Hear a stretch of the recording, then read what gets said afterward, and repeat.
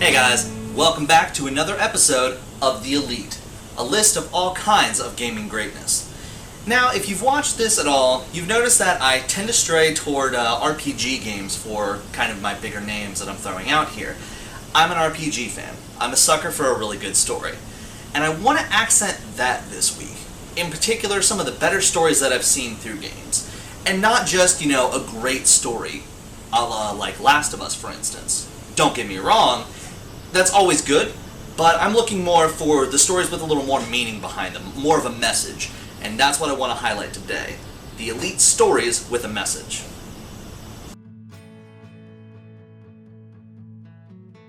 So the first game I want to talk about today is Gone Home. The story itself is the main character is coming back from an extended trip in Europe, and she comes back to her house, which is just empty.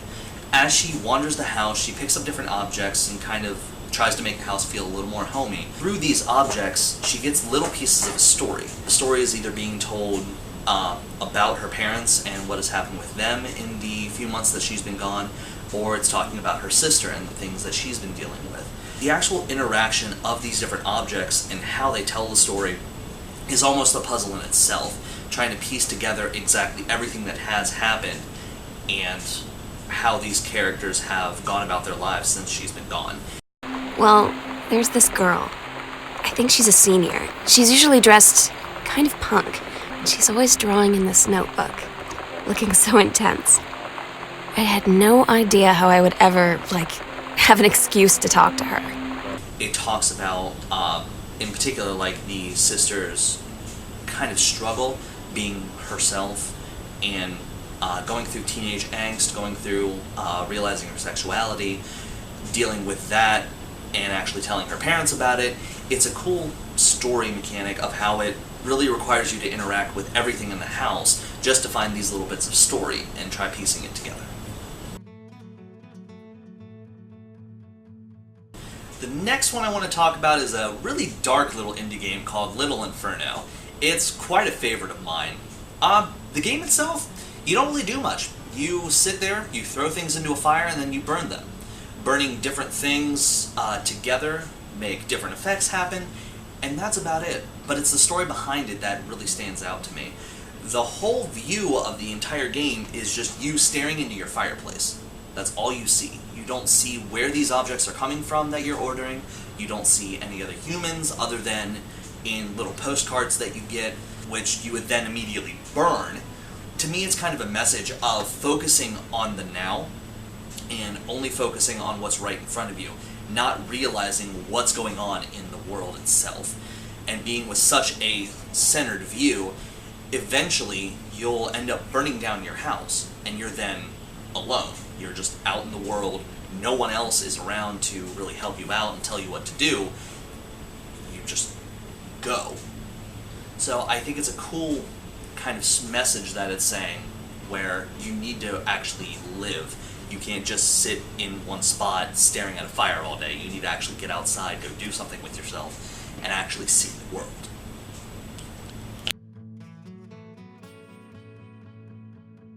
Next is another big one that kind of caused a bit of a stir. It's a little indie game called Papers, Please. Now this game, it's really a darker one as well. You are a worker who's been chosen to guard the checkpoint for your glorious country here. You have to look at everyone's papers and see if their papers are legal and actually let them into the country. If you let people in who have faulty papers, you can get docked money, so eventually your family will start to suffer as well. It just makes you feel really nasty and really kind of dead inside from what this game is doing to you. You have to kind of strategize between just kind of flying through people and just letting some through that might not be the most, that might not be legal into this particular country, so you can actually feed your family. Or you take the time, make sure you don't let any illegal immigrants through, and then you don't get paid nearly as much money, so you can, pay for food, pay for rent, pay for heat. And these things will then, of course, eventually your family members are probably going to die unless you are really good at spotting any differences in that. It's the whole atmosphere and the whole message of this kind of almost hopelessness feeling that really makes this game stand out.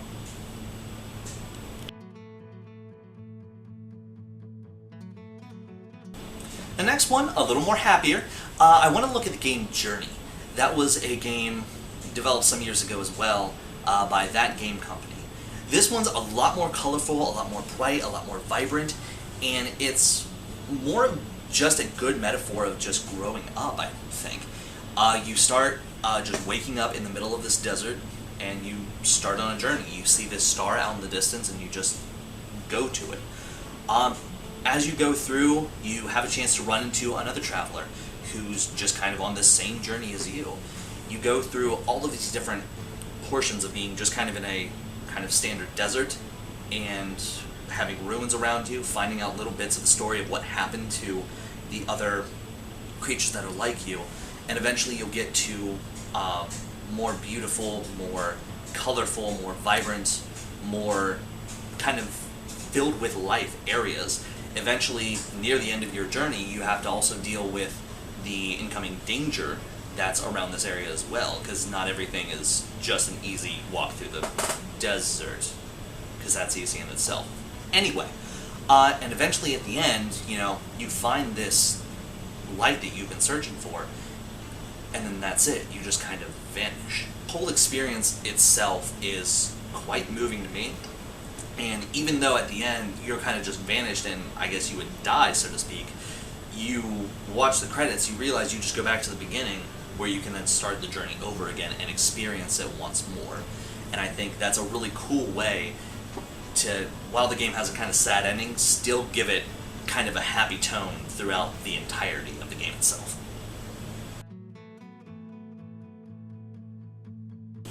The last game I want to talk about is Life is Strange.